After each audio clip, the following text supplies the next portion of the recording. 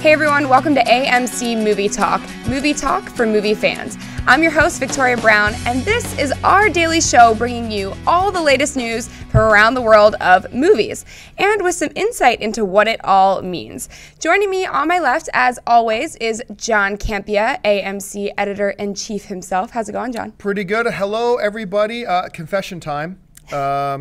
Last night, full disclosure, I was arrested. They pulled me over for DUI, TS, driving under the influence of being too sexy. My Uncle Ben always told me that with great sexy comes great responsibility, a lesson I have learned the hard way. All right, touche to that. And joining me on my right is the lovely Amy Rose Eisenbach. She's AMC Movie News Associate Editor. How's it going, Amy? Hey there. Wow, John. Wow. I haven't been pulled over yet. What does that mean? With great sexy comes great responsibility. I don't even know how to follow that. All right. Okay, so let's get started. John's most anticipated film of 2013, the new Superman movie Man of Steel, opens on AMC theaters everywhere on June 14th. Reports are now coming out that the first studio screening of the film has already taken place and that the reactions to the movie have been outstanding. Film site Joe Blow is reporting that their studio source at Warner Brothers said reactions to the film include comments like "Best Movie of the Year," a Christopher Nolan story with Snyder effects and action. They also mentioned that the cape of the movie is indeed mostly CGI. John, should fans be excited about this sort of reaction? Yeah, absolutely. Now listen, the pessimist in all of us will first say, well, it's the Warner Brothers people who saw it, so of course they're going to say it's amazing. Best movie ever. But remember, these weren't leaks made out to Variety.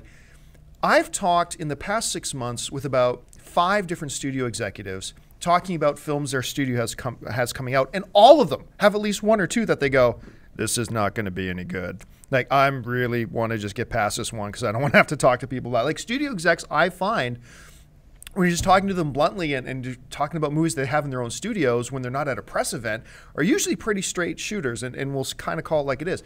And so when they say, hey, you know what, they just screened this for the staff at Warner Brothers and they went out of their minds for it, I think this is great news. Now, normally, you got to take it with a grain of salt that, of course, it is the studio itself. But since I have people at studios tell me they hate their own movies all the time, to me, this is pretty exciting. Amy Rose, what do you think?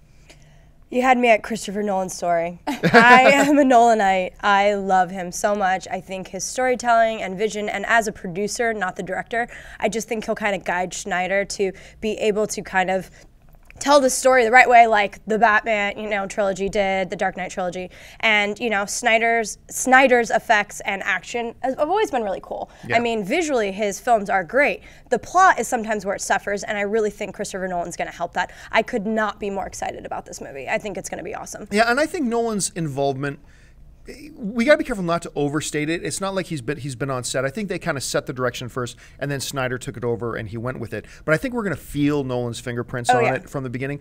And you mentioned that Snyder's films are beautifully shot. See, I'm not joking around here. I'm dead serious about this. Zack Snyder did an animated film a few years ago that everybody forgets about. Legend of the Guardians, The Rise, The Owls of Ga'Hoole. Ga'Hoole, whatever you pronounce it. It was an okay movie overall, but visually, it was one of the most breathtakingly beautiful animated films I've ever seen. The quote-unquote cinematography of that movie was outstanding. And so I just, personally, I really can't wait to see what he brings to this. Sucker Punch, while the plot was awful, I thought, visually it was beautiful. Oh yeah, put that movie on mute and it's a 5 times better movie. Yeah, and the women are hot and visually it's cool. So I just think those two together, and hopefully this will set the course for Warner Brothers DC films moving forward. Let's do this. Yeah, and so yes, we should be excited. Yes. Even though, because if the Warner Brothers people didn't like it, that'd be something to be worried about. So yes, let's be excited that they liked it. So excited. Let's move on. All right, next on the pipeline, Academy Award-winning actor Chris Cooper has officially signed on to join the amazing SpiderMan 2. And will play Norman Osborn, aka the Green Goblin. It's not clear if Cooper's character will become Green Goblin in this Spider-Man or in Spider-Man 3, but reports are confirming he will take on the persona of the infamous Spidey villain. Cooper joins an already impressive cast that includes Andrew Garfield, Emma Stone, Shailene Woodley, Jamie Foxx, Paul Giamatti, Sally Field, Felicity Jones, and Martin Sheen. Amy Rose, do you like this casting for Norman Osborn? Oh, yes. Chris Cooper is a fantastic actor, and, you know, Willem Dafoe portrayed him in the Sam Raimi's versions, and I thought he did a really good job, but I think Chris Cooper is really going to bring something to this role. I'm really happy about it, and he's going to play, you know, Dane DeHaan's father, and I really could see the resemblance there, so I think it's going to be really, really cool. With Cooper's addition, I believe now that's 2 Academy Award-winning actors that they have in this cast. Not even talking about Paul Giamatti, who should be an Academy Award winner. Not even talking about Sheen, who should be an Academy Award winner. This is turning out to be one of the most stacked casts we've ever seen in a superhero. Like, just from a standpoint of pure quality in actor, not necessarily huge name star power, but pure quality of actors. This is absolutely, of course, another Academy Award winner, Sally Field. Yeah. So there's 3, sorry. I mean, so this movie's just stacked. I love this decision. Me too. And I think you nailed it on the head. I think one of the things that's going to jump out at us is that Cooper and DeHaan share a little bit of similar facial traits, that I'm going to be able to buy them as father and son. We probably won't see him as Green Goblin until the 3rd, I'm going to guess. I think they just have too much going on in this film. They'll probably maybe shadow it a little bit in Spider-Man 2 or The Amazing Spider-Man 2, but we'll probably get around to him in Spider-Man 3 as Green Goblin. Well played, Mark Webb. Well played. Well played. All right, folks, it's that time for the part of the show known as Buy or Sell. What's going to happen right now is Victoria's going to read off some of the other items in the world of movie news, and Amy Rose and I are simply going to say whether we buy it or sell it. So, Victoria, what do we got? All right, Hulk fans, prepare to be a bit disappointed. As you recall, a report came out a while ago from the normally extremely reliable news site Latino Review that claimed Marvel was going to introduce the Planet Hulk and World War Hulk story lines at the end of Avengers 2 and leading up to Avengers 3. Now, Ain't It Cool News is reporting that 2 of their ranking Marvel sources have completely denied the story, calling it 1,000% inaccurate. Wow. John, buy or sell Marvel not going with the World War Hulk storyline? This hurts me. I gotta say I buy it. Look, you all know I want to see a World War Hulk story on the big screen so badly, but as some sources online have pointed out, and it makes sense, in Planet Hulk and World War Hulk, you don't see Bruce Banner. You just see Hulk. That means no Mark Ruffalo. And they got Mark Ruffalo signed on, and they love Mark Ruffalo. And we all love Mark Ruffalo. So for a World War Hulk and Planet Hulk without Mark Ruffalo, it didn't make sense. So unfortunately, I got to buy it. I have to buy it too, regretfully. I really want a World War Hulk story, but yeah, it makes sense. And, you know, a lot of sources, when they're trying to avoid confirming or denying, they'll allude to it like, this is not true at the moment, you know, but they're saying 1,000% inaccurate, which makes it feel very true that it's not happening, unfortunately. Right. All right, so I'm really excited about this next one. The sequel to Anchorman, yes, The Legend of Ron Burgundy, starts shooting in just a few weeks, and new details are emerging. According to reports, the film will see the Channel 4 news team in New York as opposed to San Diego. More interestingly, there is also a report that John C. Reily, a regular collaborator of the Will Ferrell and Adam McKay's, will make an appearance in the movie. John, buy or sell these Anchorman 2 reports? I completely buy it, and for both reasons. Look, put John C. Reilly and Will Smith, or Will Ferrell together. John C. Reilly and Will Smith in their classic comedies. Will Ferrell are a fantastic, Step Brothers, one of my all-time favorite comedies. And look, one of the strengths of the first Anchorman movie was all the little cameos from Ben Stiller and all those guys in the news team knife fight in the back alley. That's fantastic. But I also like the fact they're going to move it to New York. You got to change the stakes a little bit, so they're upping the ante a bit. So yeah, overall, I really buy this. I am Ron Burgundy. Buy, absolutely buy. I have been following the story since we heard there might be a sequel, and Kristen Wiig joining the cast, John C. Reilly, all the cameos that you mentioned. Like, I could not be more excited about this. I think this is Will Ferrell at his best in comedy, and I'm excited the whole cast is returning. So buy. And New York, let's do this. Let's get crazy. All right, guys, so next up, the first official trailer for Cloudy with a Chance of Meatballs 2 trailer has just hit the web. In the wake of the disastrous food storm at the end of the first movie, Flint Lockwood and friends are forced to leave their town of Swallow Falls. When it is discovered that the sentient food beasts have overrun the island, they are asked to return and save the world again. Amy Rose, buy or sell the trailer for Cloudy with a Chance of Meatball 2? Buy. It looked so great. I was laughing. I was going, oh, like, it's so good. And visually, it looks stunning. And I'm really excited for it. Sell! What? Sell this! What's wrong with you? Piece of heretical awful trash. It looks great. Now, look, here's the thing. Yes, the trailer looks funny and witty, and the first movie's fantastic Come and on. wonderful, and it's you know, one of the better non-Pixar animated films out there. But I'm sorry, the moment I started watching this trailer, I realized that ain't Mr. T's voice coming out of the cop. It's Terry Crews. I love Terry Crews. Terry Crews is awesome. Dude, you know, you and me, we've got a thing. But that's supposed to be Mr. T. How you don't take Mr. T out of anything. You risk the fate of the world when you take Mr. T out of things. What if he wouldn't come back? Terry Crews is a good number 2. Doesn't matter. Then you don't do a Cloudy with a Chance of Meatballs 2. If it's Mr. T, it's Mr. T, so you gotta sell this. Well, listen, folks. Wow. Now we're gonna do a segment of the show. Listen, there's so much movie news out there, we just don't have time to discuss it, but we wanna make sure that you're caught up to date. So this segment is called News Roundup. We're simply gonna give you a whole bunch of other things going on in the world of movie news without much commentary. So Victoria, why don't you kick us off? All right, the first poster for the upcoming Dennis Quaid Zac Efron film, At Any Price, has just come out. In the competitive world of modern agriculture, ambitious Henry Whipple, Dennis Quaid, wants his rebellious son, Dean, who will be Zac Efron, to help expand his family's farming empire. However, Dean has his sights on becoming a professional race car driver.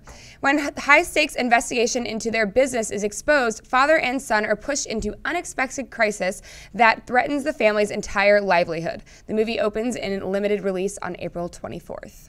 Bane himself, actor Tom Hardy, has signed on to star in the post-traumatic stress disorder movie Samarkand. Deadline reports that Hardy will portray an SAS soldier returning from operations in the Middle East. Suffering from PTSD, he has the most difficult time reintegrating from the battlefield back into society. Pixar's new Cars spin-off movie, simply titled Planes, has just launched its first trailer online that you can see over at amctheaters.com. The project was originally intended to be a straight-to-DVD film, but has since been bumped up for a big screen release. You may recall that Toy Story 2 made a similar journey. Planes takes off with an international cast of the fastest air racers around in a comedy packed with action and adventure starring Dusty, a small-town dreamer who longs to enter the most epic around-the-world air race, despite his fear of heights. With the help and support of a fleet of new and hilarious characters, Dusty wings his way to the biggest challenge of his life. The lead voice in the film, by the way, will be portrayed by Dane Cook. Remember him? Recent Oscar nominee Bradley Cooper has reportedly signed on to star in and possibly direct the upcoming remake of the German comedy Kokowa, which is being developed over at Warner Brothers. The original movie was about an author who is adapting a best-selling novel with his ex-girlfriend and is suddenly presented with an existence of an 8-year-old daughter from a one-night stand. Complicating matters is the daughter's preference for her foster father over her biological one. Broken Lizard's Kevin Heffernan and Steve Lemley are claiming that they will be shooting Super Troopers 2 later this year. Yes! Heffernan is quoted as saying, "We wrote the script and handed it to Fox, and now we're just negotiating the time and the place and hopefully shoot it sometime next year. I have to start growing my mustache now."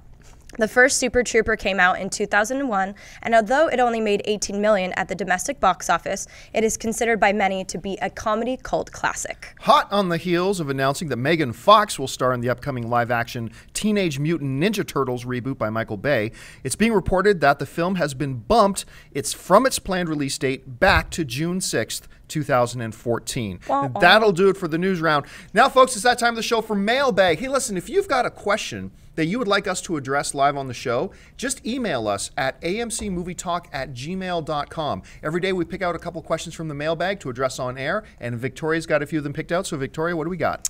All right, so Mark Goodridge writes, can someone tell me what the big deal is about this Oscar category Best Adapted Screenplay?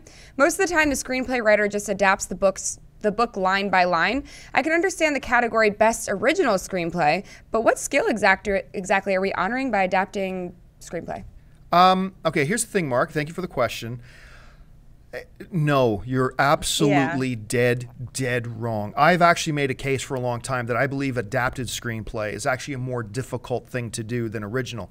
Because when you're writing an original screenplay, it's whatever comes out of your head. You can do whatever you want to write down. Not that I'm trying to downplay how tough it is to write a good original screenplay.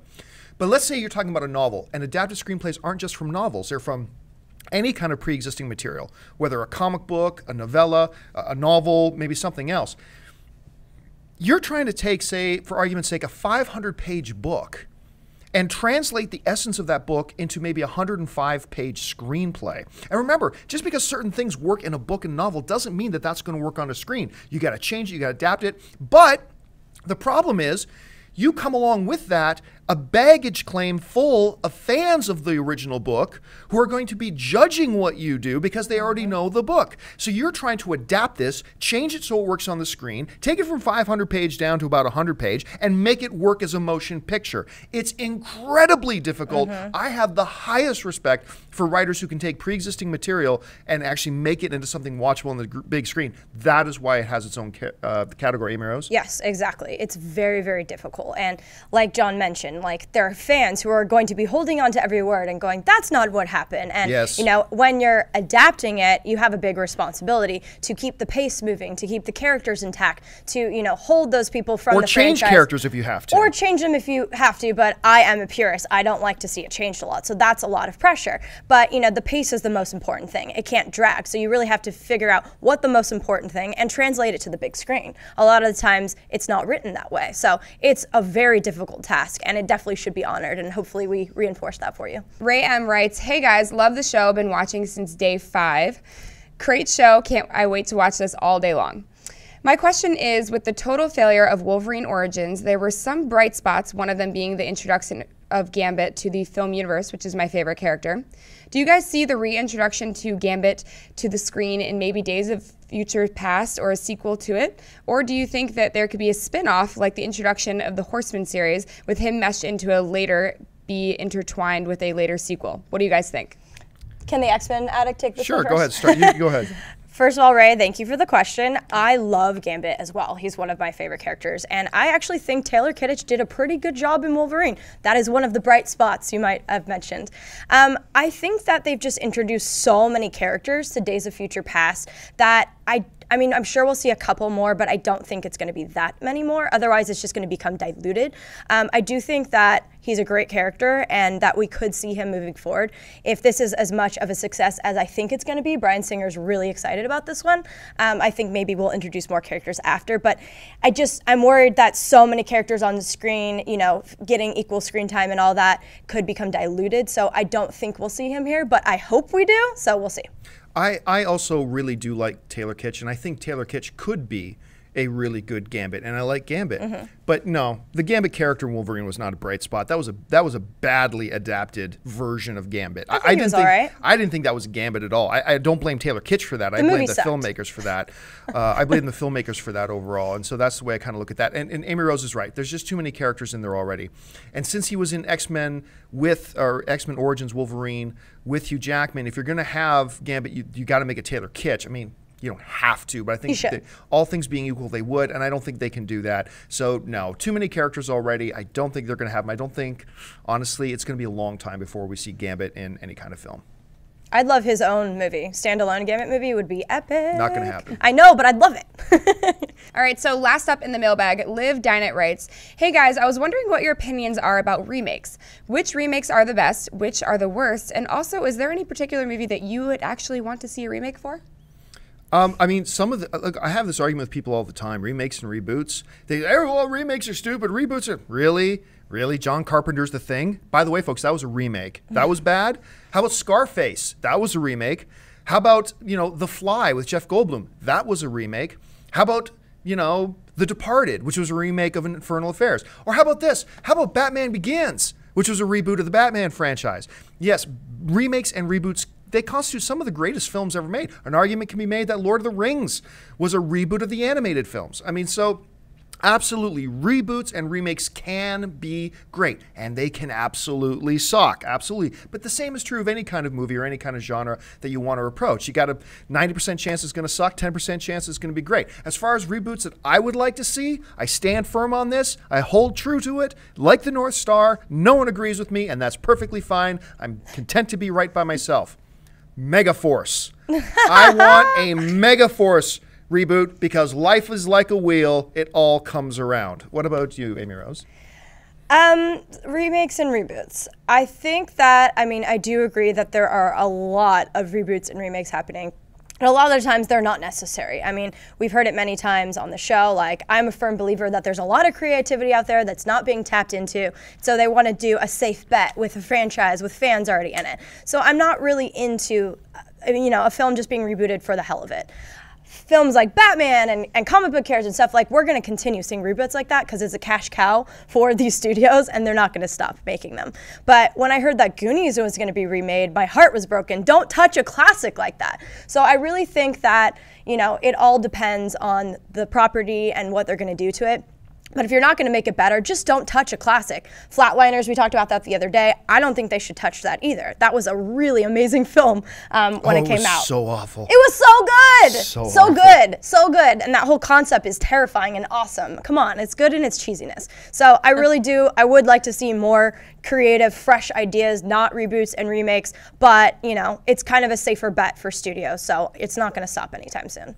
All right, folks, we've run out of time. But listen, before you do anything else while I've got you, go on over and click that subscribe button. Become a subscriber to our AMC Movie News YouTube channel to keep you up to date on everything going on in the world of movie news, our editorials, and of course, our daily AMC Movie Talk show. It's absolutely free. Just click the subscribe button and it'll keep you up to date. Listen, if you want an audio-only version of the show, jump down into the description of this video and you can find links to our iTunes and our Stitcher radio, so you can listen to us on your commute to work or something like that. Make sure you follow us on Twitter at twitter.com/AMC Theaters. Like us on Facebook at facebook.com/AMC Theaters. And go to a movie tonight. Head on over to amctheaters.com to check out all the information for theater showtimes and your tickets. And once again, don't forget to click that subscribe button. I want to thank our host for today, Miss Victoria Brown. Thanks so much, Victoria. Thank you. My co-host, the Associate Editor of Movie News over here at AMC Theaters, Miss Amy Rose Eisenbach. Thanks, guys. See you in the chat room. And thank you to you guys. Listen, the most important part of the show is not what we have to say up here. The most important part of the show is what you have to say. Make sure you jump down to the comment section and leave your thoughts on any or all of the topics that we've addressed today. Thanks again for joining us. My name is John Campia for AMC Movie News, and until tomorrow, bye-bye.